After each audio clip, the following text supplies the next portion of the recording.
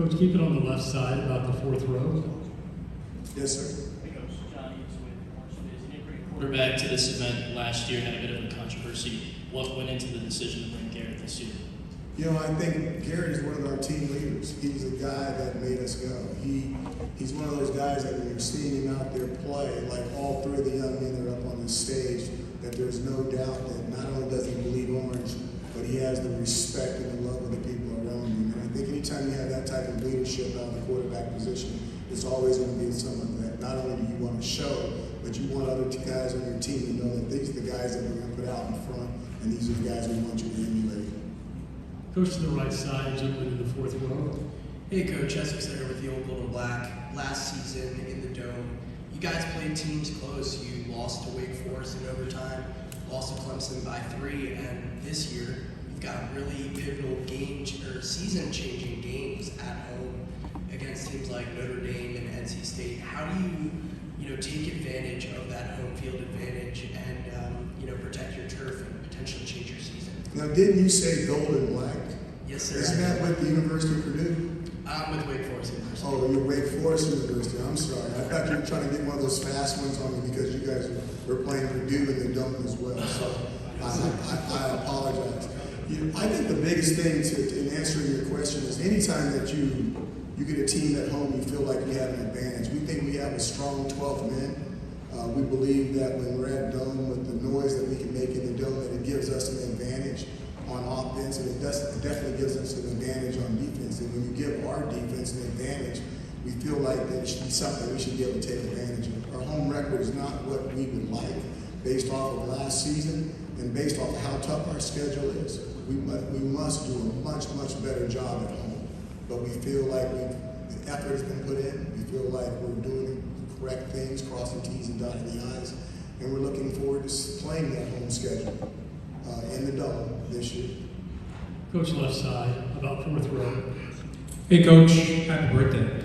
Happy belated birthday, thank you very much. What else? I mean, where else would you want to spend your birthday except right here with the media here in North Carolina, representing the ACC. It's awesome. Matt Bonaparte, locked on Syracuse.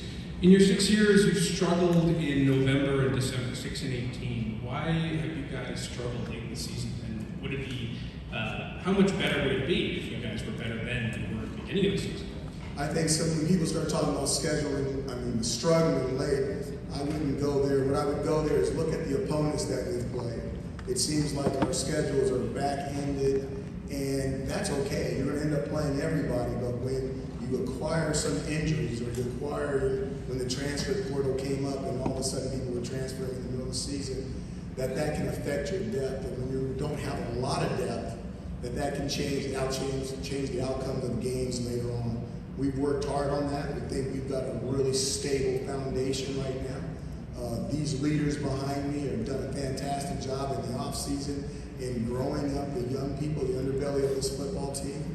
And we think that we have the type of team now that can go deep into November and do some of the things that we think we needed to be doing in some of those other years. Coach to the right side, fifth row. Coach Joe Marino, Draft Network. I wanted to ask you about Sean Tucker coming off of such a great season, obviously a record-breaking season at Syracuse. What makes him such a special talent, and how can he elevate his game this year? I'm going to answer that two ways. First of all, Sean is relentless. He works out all the time. And this year he was actually a member of the track team and ran with the track team, but while he was running with the track team, he never missed football practice during spring practice. When the rest of the team went home over Christmas, I'm going into the office because I'm not going anywhere, and I see him working out by himself. The track team's gone, the football team's gone, and here he is still on campus working out. I'm not making this stuff up. This is stuff that just happened, in 2021. Now, all that being said, I stood behind him in spring and watched every one of his runs live, and I'll, without hesitation, tell everybody in the room that I believe he's better. And I'm saying that being modest, that he is not the same. He's actually better than last year, and I'm really excited to see what he can do in 2022.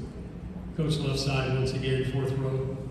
John Eads, Orange Fizz, kind of talked about already the new faces on the offensive side of the ball. Year 3 of the 3-3-5 defense, though, where do you think that unit is at? How do you think it's progressed since you've changed to that in 2020? And have you recruited to that system successfully at this point? Let's start from the back end because you asked a whole bunch of questions.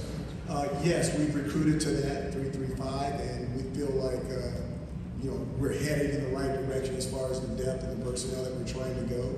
When we initially went in and we had the COVID stop, it was very difficult to put that brand new defense in based off of the limitations that we had with contact and how we could meet and so forth. So I think that this year you'll get an opportunity to ask our defensive captain, Mikhail. I really believe these guys know the system. I really believe that they're all speaking the same language and they can all pass the language test. The defense is moving around.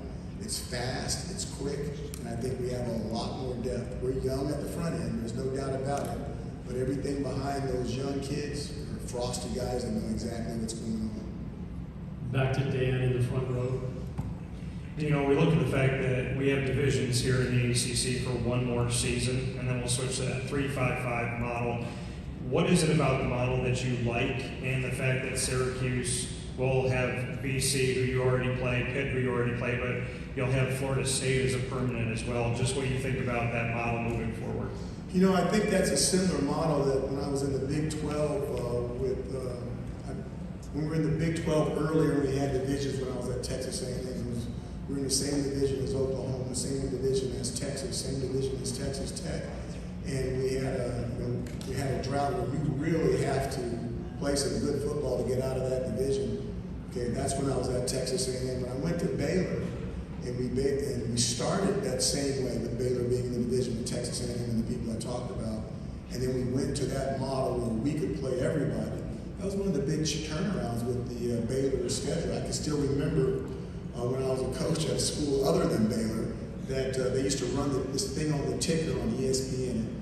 They used to say schools that have not gone to a bowl game. And I still remember seeing Vanderbilt and Baylor on the bottom all the time. And then next thing you know, I was at Baylor after UCLA, and they used to run Baylor across that ticker. When we finally went to a bowl game at Baylor, I'll never forget it. I want to talk to ESPN about it. The year that we went to a bowl game and they stopped running off that Baylor had never gotten to a bowl game, they stopped doing the ticker. You've never seen the ticker since. So the last two schools I remember is Vanderbilt and Baylor, and then they never did it again. Point being is this, that schedule of being able to play everybody, I thought really helped Baylor in that turnaround that they were doing. And we love being a part of the Atlantic, and we make no bones about it. But I think it's going to be a lot better for a lot of people when they get an opportunity to play everybody in the league and not just a select few. Coach, your last question will come to your left, third row. Bob Halliday, WRL.com. Robert and I's offenses at Virginia were sensational on third down. He featured wide receivers, slot receivers like Billy Kemp, always getting the ball to them to extend drives. And of course, he presided last year with Brennan Armstrong's record-setting 400-plus per game passing season. You were second in rushing, 14th in passing. What impact is he going to have in your passing game? Well, I think he's already had a drastic effect on our passing game. I think he's had a fabulous effect on our offensive personnel. These young men watch TV as well. They've been able to see what that offense can do. When you bring in an offensive coordinator like that with his credentials, we know what he can do. So it's a matter of getting the pegs in the right spot and making sure those guys are giving in their best performance and giving the effort that needs to be given in order to win football games. And I think those guys have gone out and did that in the spring. I think they carried it over in their voluntary workouts during the summer. And now we're really excited to see what we can do in fall camp. Coach, thank you. You can switch it up with Matthew. Okay, Matt Bergeron.